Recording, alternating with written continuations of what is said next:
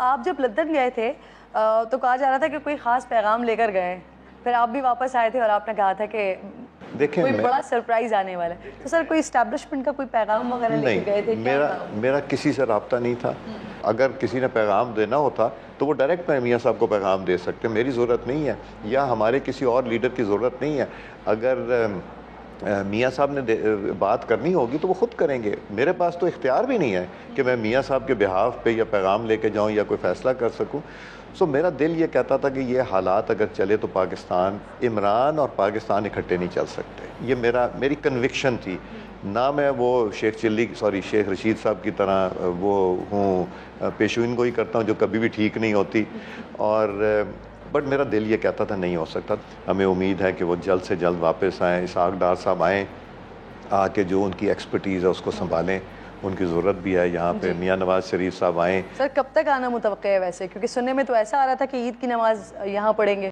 مجھ سے پوچھیں تو میں کہوں گا کہ کل جو گزر گئی اس پہ آ جانا چاہیے تھا, مگر وہ صحت کی وجہ سے بھی ہے, ان کا وہ چیک اپ وغیرہ بھی ہو رہے ہیں, اور وہ خود فیصلہ کریں گے ڈاکٹر سے مشورے کے بعد. پیپلز پارٹی تقریباً جب سے یہ پی ڈی ایم کے معاملات شروع ہوئے تھے تب سے وہ نو کانفیڈنس موو لے کر آنا چاہ رہی تھی. آپ لوگ چاہتے تھے اسمبلیوں سے استعفے وغیرہ کی بات, لیکن ان کی طرف سے کہا جاتا تھا کہ نو کانفیڈنس موو کی طرف چلیں.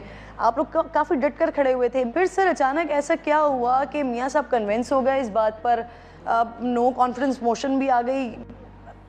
کسی تیسری قوت نے سر پل کا کردار ادا کیا ہے یہاں پر؟ نہیں دیکھیں, تیسری قوت نہیں, میرا خیال ہے, میں اپنی ذات کا تجزیہ کہہ سکتا ہوں کہ میاں صاحب کو, بلاول صاحب اور زرداری صاحب یہی کہتے تھے کہ ووٹ آف نو کانفیڈنس لائیں, مولانا صاحب کہتے تھے ریزگنیشن لائیں, پی ڈی ایم کہتی تھی ریزگنیشن دیں, میجورٹی لوگ کہتے تھے کہ ہمیں ریزگنیشن تب دینی چاہیے کہ جب پیپلز پارٹی بھی ریزائن کرے, اور پیپلز پارٹی انسسٹنسی کہ ہم یہ کریں.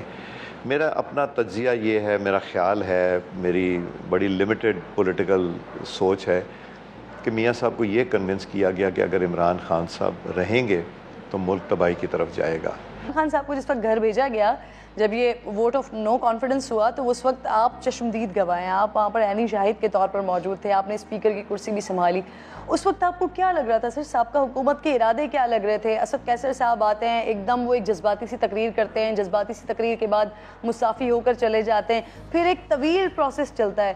سر آپ کو کیا لگ رہا تھا, سابقہ حکومت کے کیا ارادے کیا تھے؟ اور سیکنڈلی یہ کہ وزیر اعظم ہاؤس سے بھی جو خبریں موصول ہو رہی تھیں, کچھ ہمارے پاس بھی اطلاعات آ رہی تھی, آپ کے پاس بھی اس طرح کی کچھ اطلاعات موصول ہو رہی تھی کہ وزیر اعظم ہاؤس میں کوئی آ رہا ہے, آنیاں جانیاں ہو رہی ہیں؟ نہیں, ہمیں یہ ہوا کہ ہم اسپیکر صاحب کو رات کو ملے تھے, میں اور سعد رفیق صاحب ان کے پاس کوئی گھنٹہ ڈیڑھ گھنٹہ بیٹھے رہے, اور ہم نے کہا کہ اسپیکر صاحب اب آپ نے کل کس طرح کارروائی چلانی ہے, اس کو ایک خوش اسلوبی سے چلائیں, جو آئینی قانونی چیز ہے وہ کریں. اور وہ کہتے تھے, بہت انڈر پریشر تھے اور ان کے چہرے سے نظر آ رہا تھا, وہ کہتے تھے کہ میں یہی کروں گا, قانون قاعدے کے مطابق کروں گا.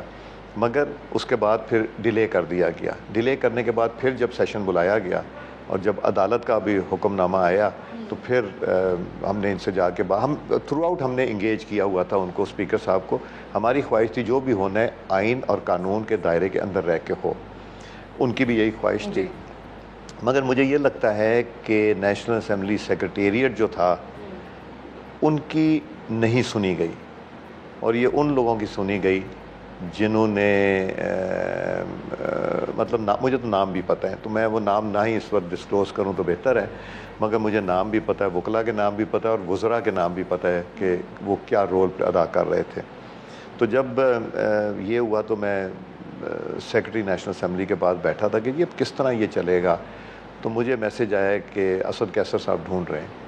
تو ساتھ ہی میں ان کے چیمبر میں چلا گیا, تو وہ کہنے لگے کہ میں حلف نہیں لے سکتا, میں اپنے ووٹ آف نو کانفیڈنس کا اپنے پرائم منسٹر کے خلاف نہیں کر سکتا, تو آپ ان کا کریں. تو میں نے کہا جی آپ ڈپٹی اسپیکر سے کرا لیں. انہوں نے کہا نہیں, ڈپٹی اسپیکر بھی نہیں کریں گے. تو میں نے کہا پھر پینل آف کوئی جب شروع میں یہ سیشن شروع ہوئے تو انہوں نے 2018 میں اور 19 میں میرا نام ڈال دیا پینل آف چیئرپرسن. تو میں نے ریکویسٹ کی, میں نے کہا جی میرا نام نہ ڈالا کریں, میں اس کرسی پہ ایز الیکٹڈ اسپیکر بیٹھ چکا ہوں, میں نہیں آ کے بیٹھوں گا وہاں, مجھے وہ مناسب نہیں لگتا. تو انہوں نے 2018 کے بعد میرا نام ڈالنا بند کر دیا.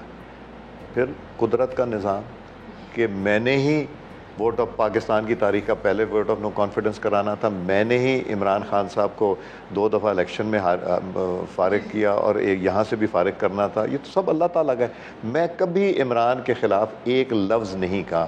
انہوں نے مجھے کیا کچھ نہیں کہا. انہوں نے مجھے چور کہا ہے، انہوں نے مجھے ڈاکو کہا ہے، انہوں نے مجھے جعلی اسپیکر کہا ہے، سب کچھ کہا.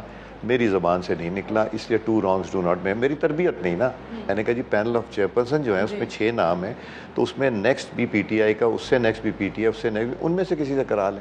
انہوں نے کہا نہیں، ہم نے فیصلہ کیا کہ آپ کریں. میں نے کہا ٹھیک ہے میں کروں گا. سر یہ 9 اپریل کا دن بڑا سنسنی خیز دن رہا. اگر اس کے اوپر کوئی فلم بنتی ہے تو ہیرو کس کو چنیں گے؟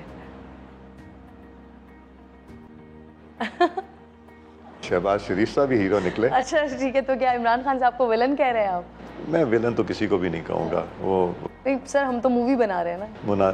مووی بنائے تو بڑا کچھ آئے گا. سر تمام وزراء ویسے کنونسڈ تھے جو کچھ حکومت کی جانب سے، اسپیکر صاحب کی جانب سے کیا جا رہا تھا، یا وزراء کی وزیر اعظم صاحب کی جانب سے جو مشورے سے یہ ہوا، تمام لوگ کنونسڈ تھے ویسے اس چیز پر؟ نہیں، ہم کچھ وزراء جو ہیں نا وہ چاہتے تھے کہ جو ہونا ہے آئین اور قانون کے، نام میں نہیں بتاؤں گا آپ کو. پرویز خٹک صاحب نے کوشش کی رول پلے کرنے کی، اسد عمر صاحب نے ایک پازیٹیو رول پلے کرنے کی کوشش کی، ہم سے بات چیت کی جو ہمیں نظر آیا. اور کچھ لوگ تھے جن کو ہم کہتے تھے کہ جی یہ آپ کیا بات کر کے تیلی لگا رہے ہیں. کہ سر یہ بلاول صاحب گئے تھے لنڈن، واپس آئے، وزیر خارجہ کا حلف انہوں نے اٹھا لیا. کیا معاملات طے پائے کہ جس کے بعد واپس آ کر پہلے انہوں نے ہولڈ کر دیا اور پھر واپس آ کر اپنا حلف لیا؟ جب بلاول صاحب نے معاملات طے پائے وہاں پہ؟ جب بلاول صاحب نے مجھے کہا نا کہ جانا ہے تو میں نے کہا ٹھیک ہے جی کیا ایجنڈا ہے. تو کہنے لیکن جسٹ میاں صاحب کو مبارک دینے، ان کی صحت کا پوچھنے، حال کا پوچھنے، اور کوئی ایجنڈا نہیں. بٹ میرا یہ خیال ہے کہ بلاول صاحب بہت میچور ہوئے ہیں. میں نے 3 سال میں ان کو میچور ہوتے ہوئے بھی دیکھا ہے اور اچھی پولیٹیکل بات کرتے ہیں. میرا یہ خیال ہے، ان کی بھی یہ فیلنگ ہے اور میری بھی فیلنگ ہے اور ہمارے بہت سے دوستوں کی فیلنگ ہے کہ پاکستان کو اگر ہم نے ٹھیک کرنا ہے تو ہمیں ایک چارٹر سائن کرنا پڑے گا جس میں ساری پولیٹیکل پارٹیز ہوں. خان صاحب نہیں ہوں گے بیکاز وہ نیچرلی آنا ہی نہیں چاہیں گے. ساری پاکستان کی پولیٹیکل پارٹیز ہوں، اسٹیبلشمنٹ ہو، جوڈیشری ہو، بزنس کمیونٹی ہو، وکلاء ہوں، میڈیا ہو، اور ہم کچھ چیزوں پہ چارٹر سائنس کریں جس میں کہ اکانومی ایک ایشو ہو، اور میرا خیال ہے اخلاقیات پہ بھی اب تو ہونے والی ہے.